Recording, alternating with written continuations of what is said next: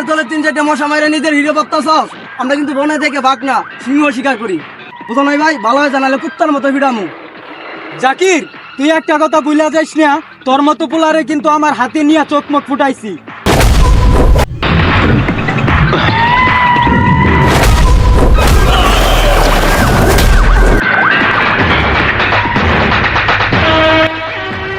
বিজয়, ওইটার একটু ফুটাই দিয়া তো।